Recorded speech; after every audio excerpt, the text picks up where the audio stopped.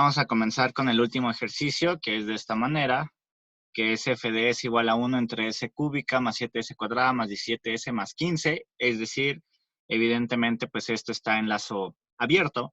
Entonces, pues se nos pide aplicar un controlador K en lazo cerrado, con el cual podamos dibujar su lugar geométrico de las raíces. Ahí me comí el finalmente. Lo que se pretende después es hacer un problema de diseño. Ya teniendo el lugar de las raíces, pues hacer un problema de diseño donde tengamos un épsilon, pero bueno, lo puse abajo, un épsilon equivalente y pues ya de ahí, pues poder obtener cuánto más o menos vale la K para tener un épsilon adecuado. Nótese y los vuelvo a recordar que el lugar geométrico de las raíces tiene una limitante. Recuerden que cuando nosotros vimos las funciones de transferencia, cuando nosotros vimos las funciones de transferencia del tipo f de s igual a omega n cuadrada, s cuadrada más, más hasta omega n. Bueno, este tipo de funciones, cuando nosotros las vimos, recuerden algo bien importante. Cuando ustedes tenían algo de este estilo y teníamos, por ejemplo, un caso subamortiguado, pues recuerden que podíamos sacar el máximo sobre impulso, el tiempo de establecimiento, el tiempo pico, sobre todo esto, ¿no? El tiempo pico, el tiempo de establecimiento, el TR también. ¿Se acuerdan que podíamos sacar todos estos? Y recuerden que todos estos, los tres, tenían dos parámetros asociados, que eran epsilon y omega n. Casi siempre tenían asociados estos dos parámetros y con esos dos parámetros se podían obtener esos tiempos. Entonces, ¿están de acuerdo que si nosotros quisiéramos este solamente dependía de epsilon? Entonces, si nosotros quisiéramos hacer un análisis súper más sofisticado o implementar un control en donde no solamente modificáramos el máximo sobreimpulso, sino también modificáramos el tiempo de establecimiento o el tiempo pico o cualquiera, requeriríamos poder controlar este factor, que es omega n. Sin embargo, esa es la limitante que tiene el lugar geométrico de las raíces. No puede controlar todos los factores. El único que puede controlar ahorita es el épsilon. Claro, si estamos hablando en un equivalente de una función de transferencia de segundo orden. Recordemos nuevamente que si hay más polos, como en este caso, estamos considerando que hay dos dominantes y esos dos dominantes son los que se encargarán siempre de asemejarse a esta forma. A pesar de tener tres, claro, ¿no? Entonces, eso es bastante importante que lo recuerden porque, pues, el lugar geométrico de las raíces es útil, pero tiene sus limitantes. Entre más crezca el controlador, desde luego, pues entonces también se pueden controlar más cosas. Sin embargo, pues incrementa o puede incrementar la complejidad de o tener alguna otra clase de limitantes. Por ejemplo, este es un método, el lugar geométrico de las raíces, donde se pueden obtener controladores exactos. O sea, nosotros hacemos un análisis teórico bien hecho, inclusive, pues con lo que comentaba la clase pasada, si nosotros hiciéramos exactamente el cruce que preguntó su compañero, que si había una forma analítica, pues les comenté que sí, y les dije más o menos cómo era grosso modo esta forma analítica. Entonces tiene su forma analítica y entonces tiene controladores exactos. Habrá otras veces en los que los controladores sean sencillos, pero no tenga controladores exactos. U otros en donde sí tenga controladores exactos, pero el procedimiento de obtenerlos sea bastante mucho más complejo. Entonces, pues bueno, esa es la ventaja entre uno y otro, ¿no? Cada controlador va teniendo diferencias. Entonces, eso para que, bueno, lo recuerden. Bien, entonces, nosotros tenemos esta función de transferencia, lo cual es equivalente a que si yo la pongo en lazo cerrado, pues es tener algo de este estilo. Más menos, y aquí nuestro controlador K, y aquí nuestra función de transferencia, que nada más va a ser f de s. Y bueno, esto es lo que se realimenta. Y aquí tenemos una RDS y aquí una YDS. Y ya está, ¿no? Entonces nosotros lo tenemos de esta manera. Bien, entonces pues comenzando con el lugar geométrico de las raíces, pues lo primero es obtener los ceros. Pero en este caso tenemos una constante, entonces no hay ceros. Entonces, por favor, obtengan los polos del sistema.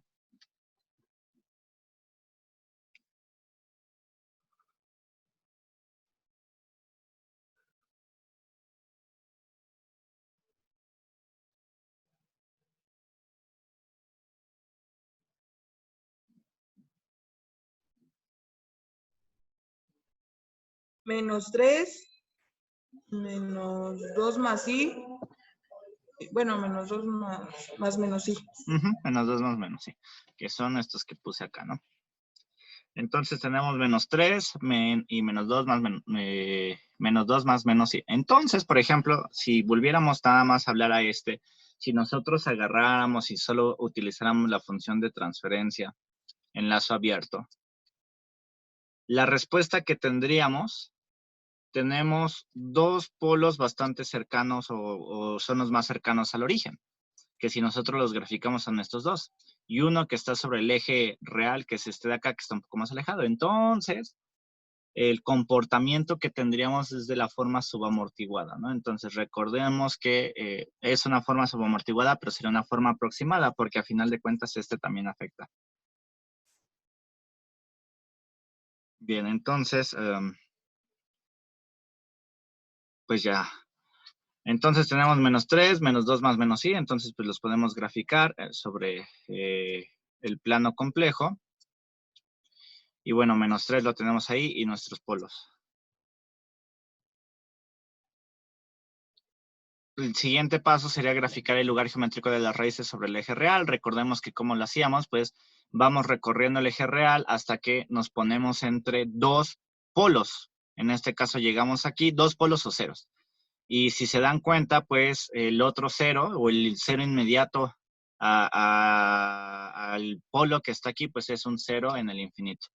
Entonces, pues básicamente, como a la derecha tenemos un número impar de polos y ceros, entonces pues de ahí hasta el infinito, pues todo eso es lugar geométrico de las raíces. Entonces, por ejemplo, no tiene así como gran complejidad en determinar cómo van a salir, va a salir este polo de aquí. Es claro que inmediatamente va a ir hacia el infinito, y como estos dos no tienen forma de emparejarse, pues uno, pues el eje real nunca vuelve a ser tocado.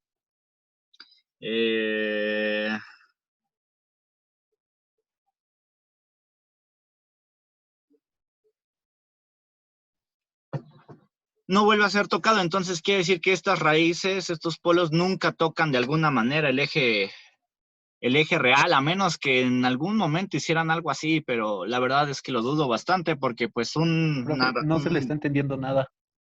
¿se corta mucho otra vez? Sí.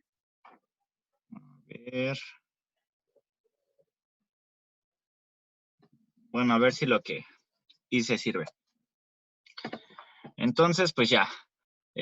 Finalmente, pues reitero, este polo de aquí se va a ir para acá. Entonces es bastante complicado que este y este regresen al mismo camino, ya que este polo de aquí, pues como va por este polo que está sobre el eje real, por Sigue ese cortando, dice. ahí no sé. Sí, profesor, no se escucha nada.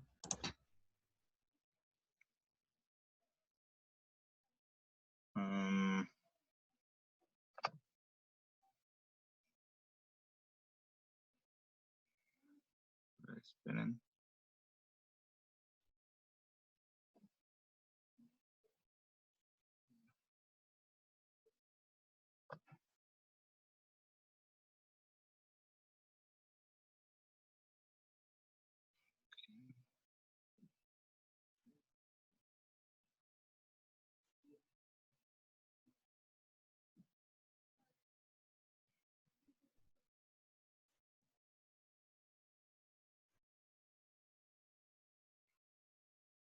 Pues ya, a ver si con eso ya jala un poco mejor.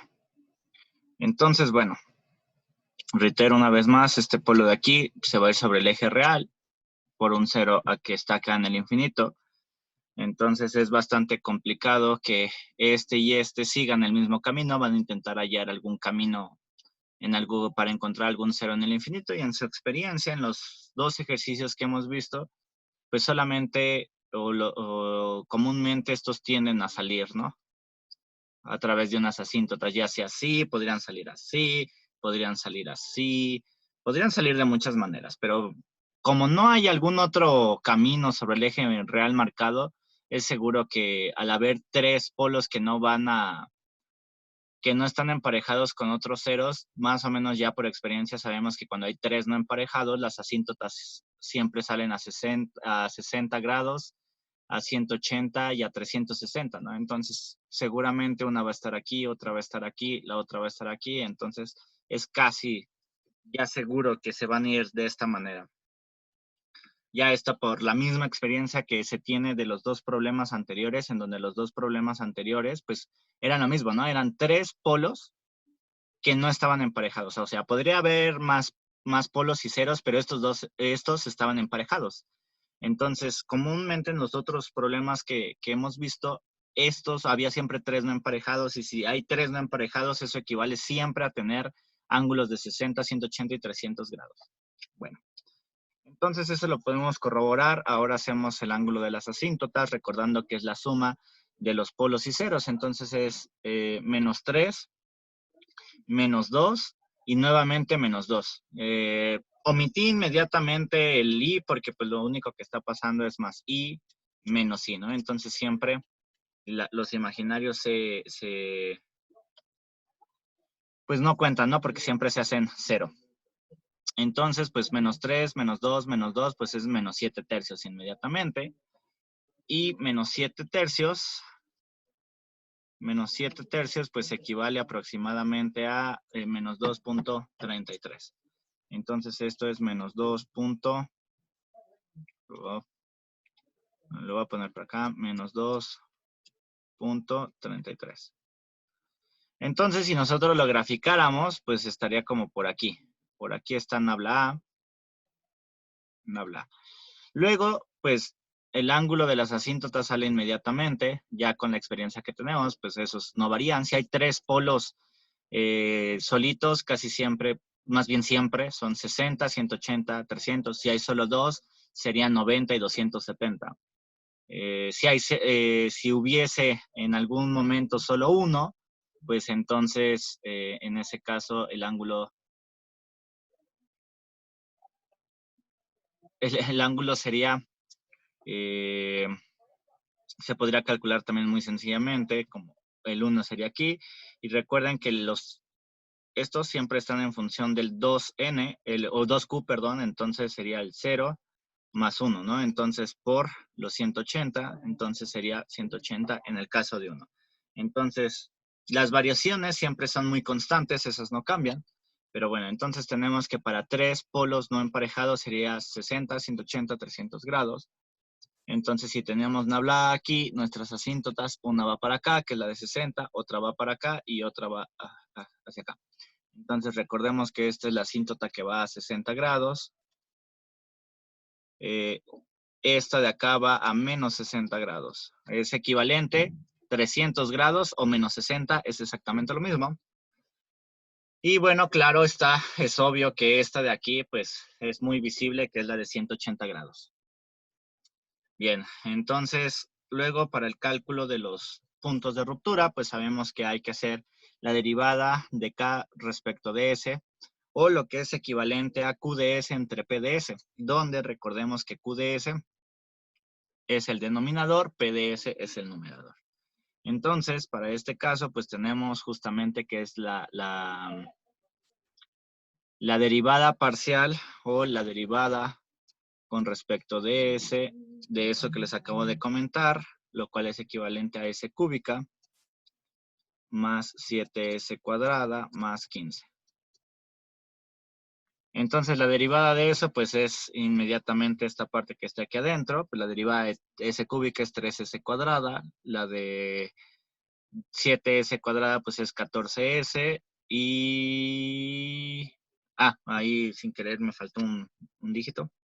Es 7S cuadrada más 17S más 15. Entonces, la de 17S pues es 17 y la de 15 0, entonces pues ya no se contempla y todo eso debe de ser igualado con 0. Entonces resuelvan esto, por favor, ¿cuánto les queda?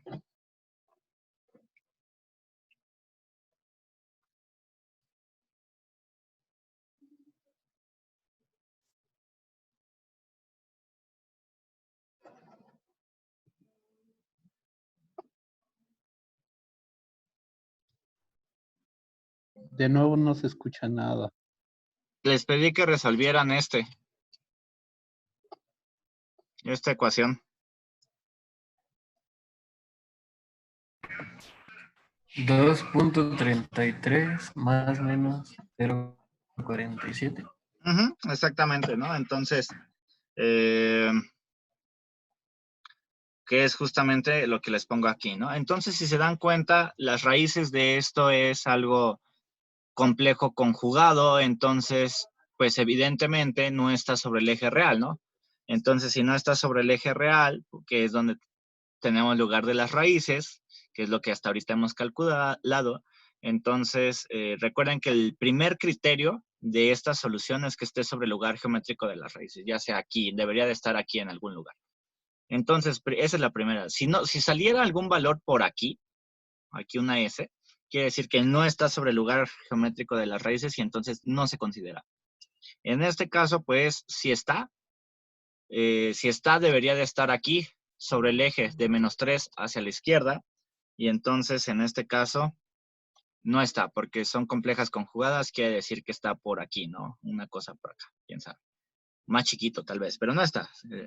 Entonces, si no hay sobre el eje real, no hay punto de ruptura. Entonces, lo cual tiene lógica, porque como nosotros ya calculamos estas asíntotas, en ningún momento se ve que la tendencia sea que haga esto. Para nada. O sea, si hiciera eso, seguramente sí tendríamos un punto de ruptura. Pero como no, pues quiere decir que sí, evidentemente nuestras raíces se van a tender directamente por las asíntotas. Entonces, el punto de ruptura no lo hay. No hay para este ejercicio, no hay punto de ruptura. A diferencia de, por ejemplo, el primer ejercicio largo que hicimos, ese ejercicio tenía 2 puntos de ruptura, ¿no? Que eso sí es posible, ya sea que las raíces o los polos entren o salgan. Pueden ser cualquiera de ambos dos. En este caso, no hay ninguna que se salga, no hay ninguna que entren, entonces no hay punto de ruptura. Luego vamos con el cruce con el eje imaginario. Utilizamos el criterio de estabilidad de Routh-Hurwitz, pero recordemos que es cuando esto ya está en lazo cerrado. Entonces, el polinomio característico de lazo cerrado, pues es igual a lo mismo que teníamos, que es S cúbica más 7S cuadrada más 17S más 15. Es decir, 7, ahí. Sería 7, si era 7. Bueno, primero S cúbica más, voy a hacer más grande. S cúbica más 7S cuadrada más 17S más 15. Pero recordemos que cuando cerramos el lazo es K veces o multiplicar por K este numerador y sumárselo al denominador bajo todas las circunstancias que ya hemos visto. Entonces quiere decir que faltaría aquí un más K. Entonces ese es el polinomio característico al lazo cerrado. Y a ese siempre recuerden que es el que hay que aplicarle el criterio de estabilidad de Routh-Hurwitz. Entonces, pues bueno, el primero es el 1, después recuerden que el 7 no lo consideramos, después el 17. Luego todo esto es una constante. Recuerden que todo eso es una constante, equivale solamente a una posición. entonces no lo consideramos. Quiere decir que solo consideramos el 1 y el 17, que es este y este. Y luego, los que no consideramos, que fue el 7, que corresponde a este, y luego el 15 más K, que recuerden que es una sola posición. O sea, cuando tienen sumandos, recuerden que pues se divide en la parte de S cúbica, S cuadrada y su S y el equivalente de S a la 0. Entonces, el 15 más K en este caso es como si tuviéramos S a la 0, ¿no? Aquí. Entonces, recuerden, siempre es una posición.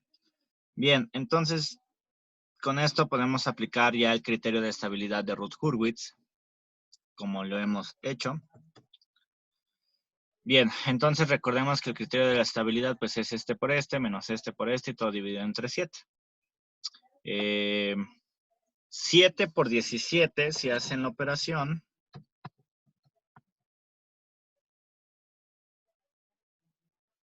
lo voy a, esto, lo que me salió lo voy a poner por acá. 7 por 17 sale 119. Luego menos 15 más K. Y todo eso dividido entre 7. Entonces, si deshacemos el 119 menos 15, pues nos queda 119 menos 15 menos K entre 7. Y 119 menos 15, pues eso nos da 104. 104 menos K. Todo eso entre 7. Entonces, que es justamente el resultado que está por ahí por la izquierda. Luego, finalmente, pues en esta parte pues tenemos un 0 directamente, ya que no hay nada acá, no hay nada acá, entonces es un 0. Y finalmente, para obtener esta posición, pues es multiplicar este por este, menos este por este, pero 7 por 0 da 0. Y entonces nos queda la multiplicación de 15 más, de esto por esto, entre esto mismo. Entonces, dando que, pues, si multiplico esto y a la vez lo divido por esto, pues eso se elimina. Y entonces nos queda 15 más K. Directamente pasa. Por tanto, podemos sacar las relaciones. Recordemos que la primera columna debe de ser siempre positiva. Entonces, la primera sería que 104 menos K, todo eso dividido entre 7 siempre sea mayor que 0. Si nosotros pasamos multiplicando el 7 que estaba dividiendo al otro lado, pues nada más nos queda 104 menos K. Entonces el menos K está restando, lo paso al otro lado sumando y entonces queda que K debe de ser menor a 104. Entonces esa es la primera condición que solamente considera esa parte de ahí. Entonces lo primero es que K debe de ser menor a 104. Luego vamos con la segunda condición. La segunda condición es esta de aquí. Y igualmente, 15 más K debe de ser mayor que 0. Si nosotros pasamos directamente el 15 que está positivo al otro lado como negativo, pues tenemos que K debe de ser mayor que menos 15. Entonces, por un lado, K debe de ser menor que 104 y por otro lado tiene que ser mayor que menos 15. Entonces, uniendo estas dos condiciones, tenemos que, para tener estabilidad, la K debe de ser menor a 104, pero mayor a menos 15, dando que podemos variar la K desde menos 15 hasta 104 sin tocar los respectivos límites y entonces con esto vamos a tener que el sistema siempre va a ser estable. Hasta el momento, básicamente, lo que sabemos es que estas raíces de aquí nunca van a tocar el eje real. Por lo tanto, si no van a tocar el eje real, es claro que nunca vamos a tener un sistema ni un sistema aproximado al sobreamortiguado ni al críticamente amortiguado, porque recuerden que para tener un críticamente amortiguado o sobreamortiguado, todas las raíces deben de estar sobre el eje real para el sobreamortiguado o deben de estar sobre el eje real y aparte repetidas. Entonces, como en este caso, es claro que estas raíces nunca tocan el eje real, por lo que ya vimos de las asíntotas y de que no hay un punto de ruptura, por lo tanto no hay un punto en donde entren las raíces al eje real. Entonces se puede concluir que el sistema siempre va a ir del valor que es menos 15 a 104, va a estar recorriendo esto. Hasta aquí, hasta antes de tocar el eje imaginario. Entonces, yo parto de aquí en menos 15, por ejemplo, y empiezo a avanzar hasta llegar a 104 y justamente en 104 vamos a tener el eje imaginario y entonces de aquí a acá seguiremos teniendo casos subamortiguados. ¿Por qué? Pues porque las raíces se mantienen en el plano como complejo conjugado. Siempre siguen siendo raíces complejas conjugadas sin importar el valor de K, siempre y cuando K sea estable. En el momento en el que llegamos sobre el eje imaginario, entonces nuestras raíces para K exactamente igual a 104, que es el límite. Para K exactamente igual a 104, entonces voy a tener un sistema oscilatorio. Y para K mayor a 104, aquí le voy a poner oscilatorio. Para acá, pues voy a tener un sistema inestable, claro está. Entonces, a diferencia de los ejercicios pasados, por ejemplo, el pasado que podría brincar muy bonitamente entre algo semejante a un críticamente amortiguado, sobreamortiguado, y después pasar a un subamortiguado, y después al oscilatorio y finalmente al inestable. Este no, el único por el que puede pasar, el único estado que siempre vamos a tener a la salida va a ser algo subamortiguado. Porque, pues, reitero una vez más, el camino de las raíces nunca está retornando o nunca hace que las raíces toquen el eje real. Entonces, como no tocan el eje real y no partieron de ahí, ya estaban como complejas conjugadas, entonces siempre están y se quedan, como lo estamos viendo aquí, de forma compleja conjugada y eso equivale a un sistema subamortiguado. Bien, entonces eso es para el análisis de lo que estamos obteniendo. Entonces lo siguiente es justamente encontrar la intersección con el eje imaginario. Recordemos que el eje imaginario se toca cuando llegamos al límite superior del criterio de estabilidad de Routh-Hurwitz. Y pues ya, como siempre, reitero, hay dos formas. O agarran el polinomio auxiliar, y el polinomio auxiliar es un polinomio que conlleve K. En este caso, el de S cuadrada, 7S cuadrada más 15 más K. O que directamente sustituyan K igual a 104 en el polinomio característico a lazo cerrado, que es el que les había puesto por aquí, ¿no? Cualquiera de ambas dos es aceptable. Ya les dije, la ventaja de hacerlo en el polinomio característico a lazo cerrado es que les da todas las raíces que tiene el sistema en justamente K igual a 104.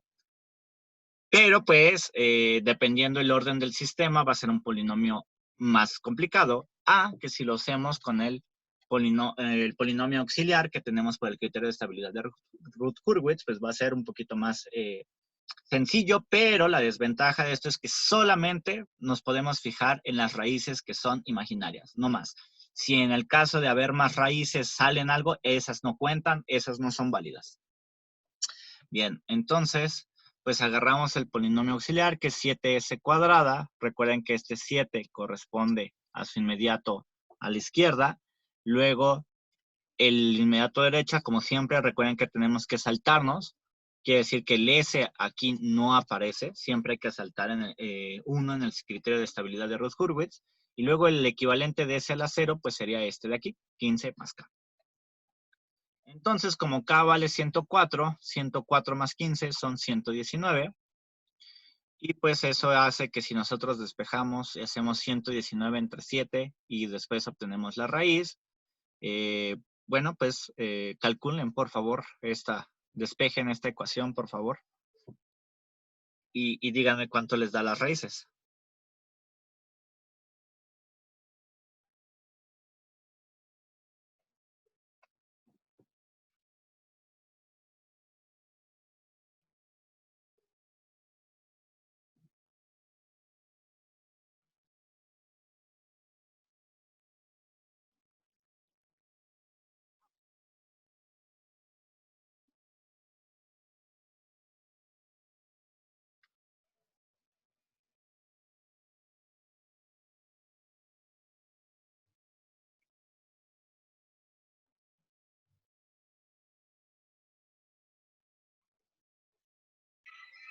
más menos raíz de 17i Ujú. y Lo que tiene ahí 4.123.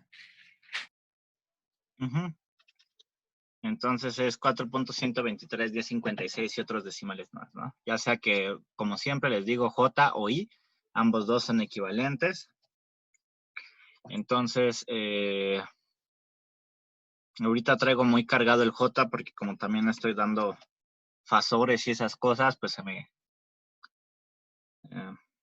queda más pegado ahorita. Pero bueno, entonces recuerden que son equivalentes y entonces tenemos que justamente para el valor de K igual a 104, pues nuestras raíces van a estar sobre el eje imaginario. Entonces esto sucede cuando K es igual a 104. ¿En qué valor van a estar? Pues van a estar en más menos 4.123. Entonces esto va a valer 4.123J y esto menos 4.123J. Ya está. Entonces, pues, por ahí es claro que va a haber lugar de las raíces porque ahí se va a producir el cruce. Entonces, si las asíntotas, que por aquí estaban habla A, entonces pues vamos a tener algo de ese estilo. Con habla algo de ese estilo aquí, sin querer lo hice muy forzado, pero más o menos por ahí va el lugar geométrico de las raíces. Luego, pues, como tenemos polos complejos conjugados, esos polos complejos conjugados, que son estos de aquí, se mueven de alguna manera, es lo que les decía, cómo van a salir. Entonces, puede ser que salgan hacia acá, es decir, con un ángulo, este ángulo de salida va a ser negativo. Puede ser que salgan disparados directamente con ese ángulo de salida positivo, o podría ser incluso que dieran alguna especie de trayectoria rara y que salieran por acá, sí, algo así. Podría ser, o sea, sí pasa. Entonces, pues eso nos ayudará a saber cómo sale, ¿no? Cómo se forma un poquito más claro nuestro lugar geométrico de las raíces. Pero para eso, por favor, podríamos reiniciar de una vez la reunión, otra vez, por favor.